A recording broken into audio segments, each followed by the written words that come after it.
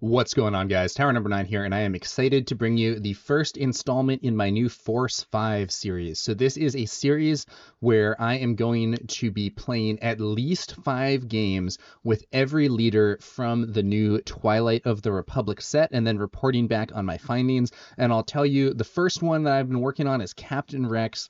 To be honest with you, I've played a lot more than 5 games with Captain Rex over the past bit, and I'm excited to get into it. So yeah. So Captain Rex fighting for his brothers, 5-cost command heroism leader. He deploys as a 2/5, but when he deploys, you create a clone trooper token, which is a 2/2, and he also has a passive buff. Each other friendly trooper unit gets +1 HP. So Rex's actual deployment stats are, to be honest, not very good. But his total stats, which you can see if I move my presentation there so that I'm no longer blocking it, his total stats are actually quite good, because you get a 2/6 and a 2/2, so you actually get 4/8 worth of stats for 5, which is even more than Boba Fett, who was just banned for his stats being too good and so on. But it's actually worse than it seems, because Captain Rex, the clone trooper that you create comes into play exhausted, and that means that Captain Rex is you get 4/8 worth of stats, but you only get 2/6 worth of immediate stats, and that actually can be quite relevant. So even though you get very efficient stats, they aren't all immediately in play. He makes clone troopers on his leader side. You can spend 2 and exhaust if a friendly unit attacked this phase, create a clone trooper token.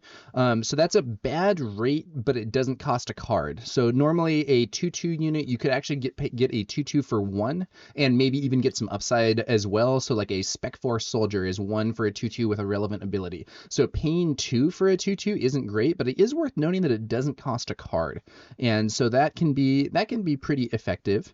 And overall, I think it's a little expensive having to pay 2 for that instead of just 1, but I don't think that it's unusable. I just wouldn't lean on that as being your main thing.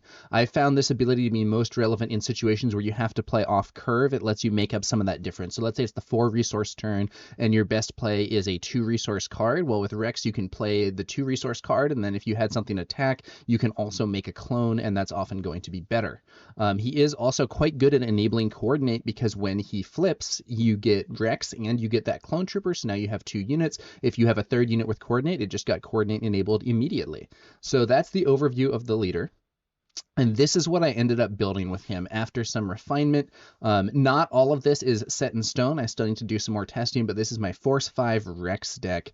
And I went for the double green here with the Energy Conversion Lab. This allows me to run cards like Command, Manufactured Soldiers, the Enterprising Lackeys, who are a very efficient card. And I have some small units, and I have a bunch of things that buff those units, allowing me to get into a position where those clone troopers are hitting harder. I really wanted to make a deck that was focused around the clone troopers, and I felt like, Rex has got to be the leader to do that, and let's see what we can do. So I have very little top end here. I do have a little bit more in the sideboard. I do have some copies of Home 1, which I think can be quite good, and I do have 2 copies of Choose Sides in the main deck and a 3rd one in the sideboard. That can be a really efficient card for your opponent plays a big bomb, and well, you're going to exchange that bomb for a clone trooper token, and that tends to be a pretty good exchange for you. So that's pretty cool. We have this deck is not that strong in space, but it does have some space defense options. So the Republic Arc 170 is a 3-cost 3/4 vanilla that's trades efficiently into early fighters. We also have Bright Hope, which you can play that in the space arena, create a Sentinel. You can potentially even get card draw off it, especially with something like the Republic Tactical Officer, get that ability again, or the Coruscant Guard, get the ambush again, or whatever. And we do have some Consortium Star Vipers in the sideboard if you really need some help with small fighters or space-based aggro. Command is also pretty good at shooting down space units, because while Command suffers a lot from being unable to target unique units, space tends to have fewer uniques. That's not to say there's no uniques. The opponent might have Red 3, Millennium Falcon, Inferno 4. There's definitely space units that Command can't hit, but a lot of the space aggro units are more targetable than the ground aggro, in my opinion. So Those are some options, and let's get a little more into some of the specifics here. So these cards are key pieces for buffing the swarm of clones. Admiral Yularen on the left, so he's a 3-cost 2/5 with Restore 1, and he gives all your friendly heroism units +1 HP. This gets them out of range of a bunch of things that would otherwise kill them, various 2/3 units, Daring Raid, Bloodsport, stuff like that. Also, 3 for a 2/5 Restore 1 is honestly pretty respectable, and this guy can get some results just as a unit on his own. Ironically, he's very good against opposing clones and droids because he can take them out. He has a lot of HP, and he can take them out, restore, and all the while buff your other stuff. Shock T here in the middle, she's really interesting. So her base stats are bad, but she creates a clone trooper every time she attacks, and she buffs all your friendly tokens. That's pretty sweet. I think that she works well with Energy Conversion Lab. I'm going to get to that in a bit.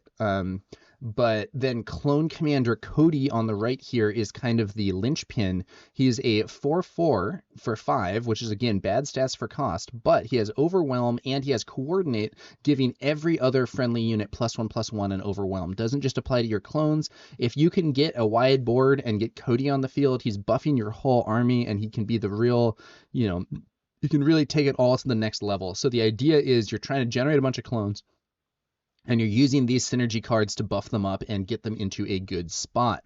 When you're using the Energy Conversion Lab, we have Shock T here on the left. I was mentioning her earlier. She works really well with ECL because you can ambush her in and get a Clone Trooper token immediately. And if you ambush her in, she's actually above curve on stats. So 4 for a 3/4 is far below curve because that's 7 points of stats when you're looking at 9. But if you ambush her in and get a clone immediately, you didn't just get 7 points of stats. You got 11 points of stats, which is above curve. And that's not even counting the buff she gives to the other clones. So I think Shock T works very well with the Energy Conversion Lab, and I'm a lot more skeptical of her without it. Isla Secura here also can take out enemy leaders. If you have Cody in play to give the +1/+1, she hits for 7. If not, she hits for 6, which is still enough to take out a bunch of leaders that see play. And her Coordinate is very often on in this deck. On attack, prevent all combat damage that would be dealt to this unit for this attack. So if you have Coordinate enabled and you can ambush her in, whether that be with the Energy Conversion Lab or a timely intervention, Isla is basically a 7-cost Han Solo reluctant hero, except she costs 5, and that's pretty good. Now, Commander Cody can also work as an ambush, and sometimes you will see something like Consortium Star Viper, or maybe you even ambush in your Arc 170 to take out a Red 3 or something. Those things can work, but these two Jedi are, in my opinion, the best options for ECL and the ones that I'm most kind of building around. And the note that is blocked by my head here says the sideboard also has Consortium Star Viper.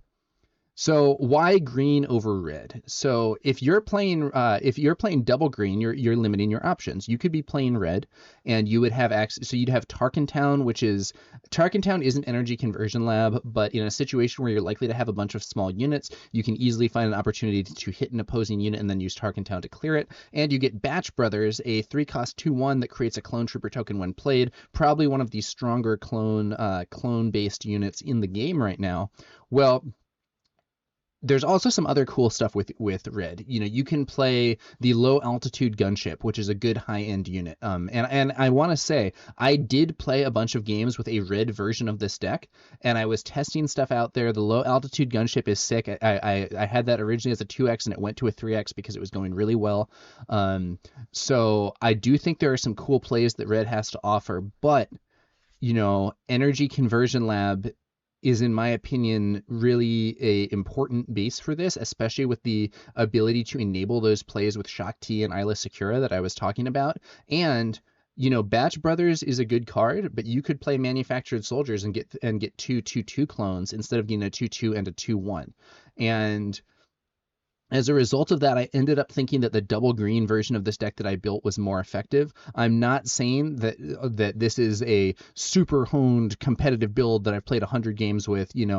I'm not saying it is very possible to me that someone is going to come up with a better version of this that isn't double green, but at least in my initial testing for these Force 5 games, which, is kind of a misnomer because it was a lot more than 5 games, but at least in my initial testing, I ended up liking the double green version significantly game more. Now, my testing wasn't comprehensive. Here are some other things that I think might be cool to try out. So the Clone Wars, 2-cost event, pay any number of resources, create that many clone trooper tokens, and each opponent creates that many battle droid tokens. You could essentially use this as a high-end card. Maybe you have 7 resources. You play this and pay 5. You get 5 clones. Yeah, your opponent gets 5 battle droids, but battle droids are a lot worse than clones, and you can then try to push damage to your opponent's base. General Krell, this guy was infamously bad in set 1, but maybe his time has come. Maybe if you're able to make all these tokens now, he can give you a huge card advantage. I haven't tested him yet.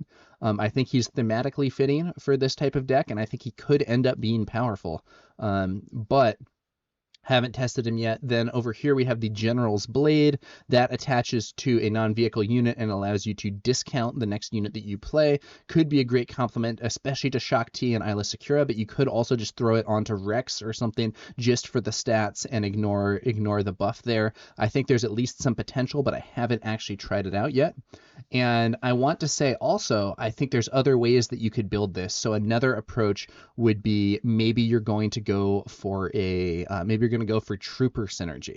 So if you're doing a Trooper Synergy version, I think you probably would want to go back into red, and then you can play cards like Precision Fire. So for Troopers, that's a 1-cost +2 and Saboteur. That's really good. We've seen there's a new card in this set that's a 2-cost Cunning Event that is +2 for this attack and Saboteur unconditionally. And some people are hyped up about that. Well, if you're primarily making a deck based on Troopers, then Precision Fire is the same thing for only 1. The Relentless Rocket Droid here is a 4-cost 3/5, but while you control another Trooper, which is pretty easy for this deck to do, it's a 4-cost 5/5. And I think that if we go back a bit, the double green version can play Enterprising Lackeys, which is a 4-cost 5/5 double green that then has this weird thing where when it dies, it can you can defeat one of your resources and replace it, and then potentially smuggle it out later.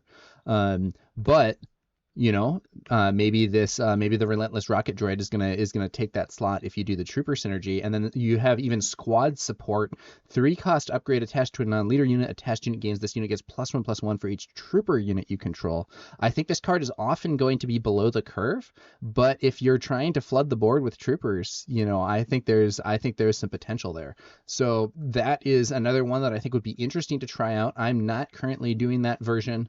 My version ended up being double green, but I don't think that would be a joke either, and I'd be interested to test that out. So yeah, that is the first installment of the Force 5 series. I have played a bunch of games. I've played a bunch of games with Rex, with double green and with green red. I ended up liking the double green more. I'm gonna have a link in the video description below to my deck list if you want to try out my double green Rex, and maybe let me know in the comments if you tried that and you can think of some improvements, or maybe you tried the red version and you think that it's stronger. Maybe you found out some other thing. Maybe there's a yellow Rex that's really good or something. I'd be really interested to hear what you guys think.